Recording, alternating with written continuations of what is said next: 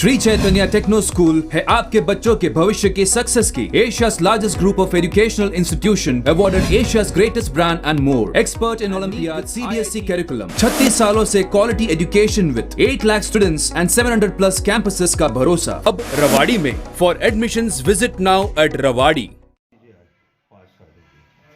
क्या कारण रहा कि कांग्रेस का इतना पिछड़ा हुआ प्रदर्शन सामने देखने को? देखिए, ऐसा है कि हर पार्टी में उतार और चढ़ाव आते हैं। हमारी भाजपा के पास 2 एमपी थे और वो सत्ता में आसीन हो गए।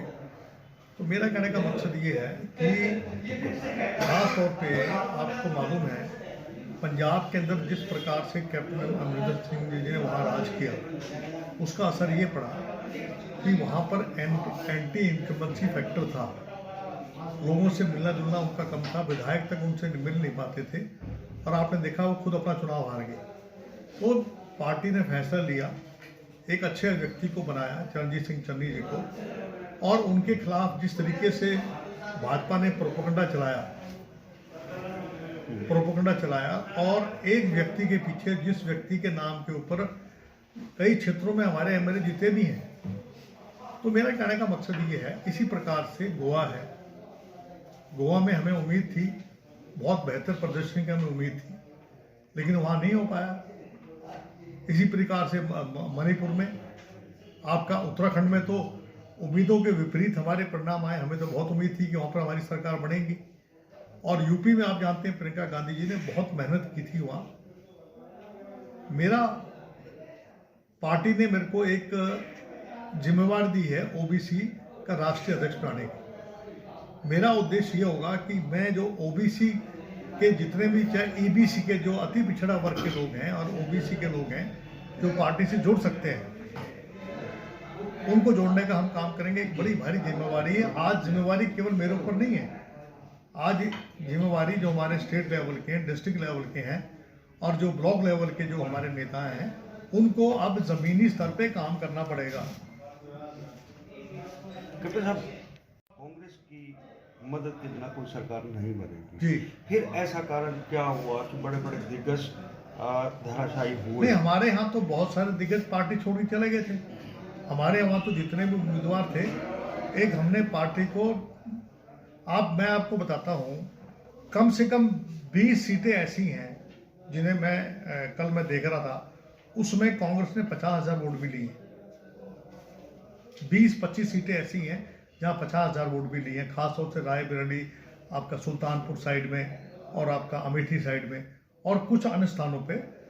अगर धर्मनिरपेक्ष ताकतें मिलकर चुनाव लड़ती, अखिलेश जी की जो सबसे बड़ी जो विफलता रही उत्तर प्रदेश में, वो ओवर कॉन्फिडेंट थे कि वो अपने बलबूते पे चुनाव लड़ जाएंगे।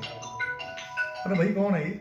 हाँ, तो मेरा कहने का मकसद है कि आज हर व्यक्ति को ये सोचना चाहिए कि जब तक हम सबको साथ मिलकर नहीं चलेंगे, धर्मनिरपेक्ष ताकतों को एक होना पड़ेगा, तब जाकर जो है ये काबू आएगी। अब देखिए, टीएमसी है, आप है, उन्होंने जो है हमारा खेल गोवा में और उत्तराखंड में और मणिपुर में, उनकी सीटें चाहे 1 या 2 आई हैं, लेकिन नुकसान हमारा ज़्यादा कर दिया। कैप्टन साहब, एक बड़ा सवाल, जो भाजपा की जो नीति है, जितना झूठ बोलो, जनता को गुमराह करो। आज महंगाई से उनको कोई सरोकार नहीं है, आज भ्रष्टाचार से उनको कोई सरोकार नहीं है, धर्म और जाति के नाम से लोगों को गुमराह करने की कोशिश करते हैं, जाति के नाम से गुमराह करने की बात करते हैं। अब जैसे आपका मामला था, ये जो मुस्लिम महिलाओं का मामला था, आपने वो जो पहनती हैं, वो अपना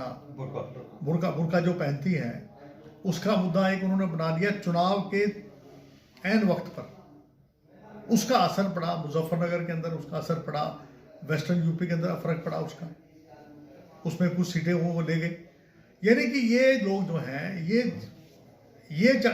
हमें लोगों को ये दर्शाने की कोशिश करते हैं जैसे कि जो माइनॉरिटी के लोग हैं वो लोग सत्ता में पता नहीं आ जाएंगे या क्या आ जाएंगे।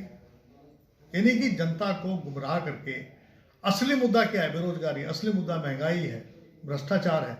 अभी आप देखना डीजल और पेट्रोल के दाम क्या हो जाएंगे। अभी थोड़ी देर में आपको जो मुझे लगता है जनता चाहती है कि जो अच्छे दिन इस प्रकार के महंगाई के, भ्रष्टाचार के, ये दिन और थोड़े और लंबे चलें, तो जनता के ऊपर है। जनता सबसे सर्वमान्य है और जो उन्होंने फैसला किया हमें मानना पड़ेगा। कैप्टन साहब, अभी आपने कहा कि चुनाव से एंड पहले कोई ना कोई ऐसा खेल खेलते हैं जिससे कि पक्ष पिछली में बार वोट आए। पुलवामा अटैक का जो है, इन्होंने जो है आज तक उसकी जो है जांच नहीं करी कि इतना आरडीएक्स कहाँ से आया, और जो उसके बारे में बोलता उसको गद्दार करार करते थे। लेकिन तो मुझे एक बात बताएं कि आज तक प्रधानमंत्री मोदी जी ये बता दें कि पुलवामा में जो 44 जवान हमारे शहीद हुए थे वो आरडीएक्स कहाँ से आया, क्यों आया, कब आया, कौन लेने वाला शख्स था, आज तक उसकी जांच क्यों नहीं बिठाई। तो गैस सिलेंडर का हो गया, महिलाओं का उन्नाव और हाथरस, जहां महिलाओं के साथ रेप हुआ, वहां पर भाजपा जीत रही है, क्योंकि धर्म और जाति के नाम से आजकल ध्रुवीकरण की कोशिश करते ही।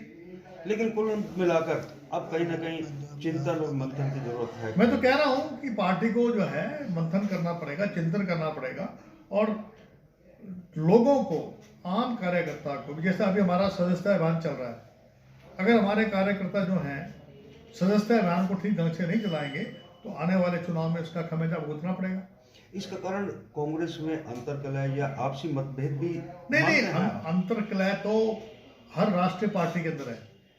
बीजेपी का हर्ष क्या हुआ पंजाब में, आप देख लीजिए क्या हाल हुआ, बीजेपी का हर्ष क्या हुआ।